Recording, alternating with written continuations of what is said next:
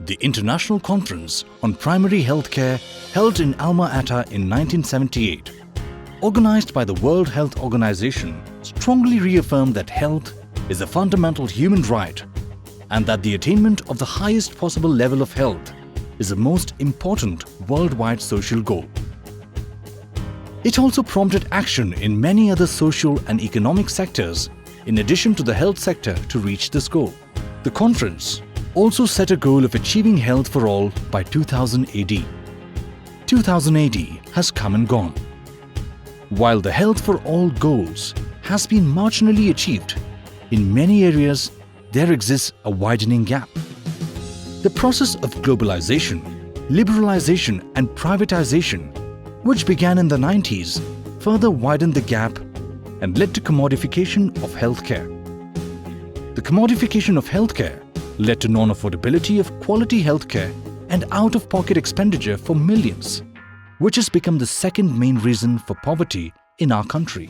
Despite a strong pressure to change the direction of the health services in the country, all the negative trends that the expert group of the Indian Council of Social Science Research (ICSSR) and the Indian Council of Medical Research (ICMR) noted, such as top-down, elite-oriented, urban-based, centralized and bureaucratic, continue to plague delivery of healthcare in this country. This group prepared a report on an alternative strategy on health for all, which also served as a precursor to the National Health Policy of 1983. The committee emphasized the need to reduce poverty and inequality and to spread education, to organize the poor and the underprivileged groups so that they are able to fight for their basic rights, and to move away from the counterproductive, consumerist Western model of healthcare and to replace it by the alternative model based in the community. This exhortation and inspiration led to the evolution of the Community Health Cell (CHC) in 1984, which became later the Society for Community Health Awareness Research and Action in 1991. The society noted that the root cause of many illnesses faced by a majority in the country can be traced back to social, economical, political, cultural and ecological aspects, and cautioned against the biomedical techno-managerialism that had dominated healthcare.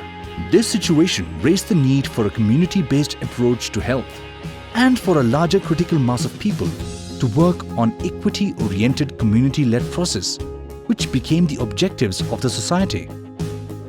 In 1986, Professor D. Banerjee of Jawaharlal University said, "Health service development is a socio-cultural, political, technological and managerial process with an epidemiological and sociological perspective."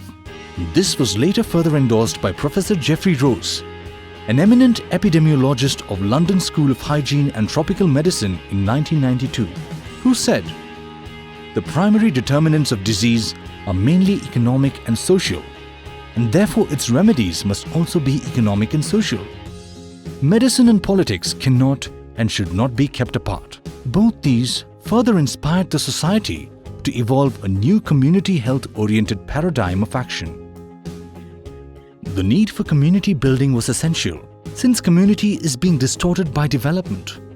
There was also a need for socio-economic, political, cultural and ecological analysis to understand the complexity of health and the need for young health professionals to be oriented to both community building and deeper understanding of social determinants and right to health.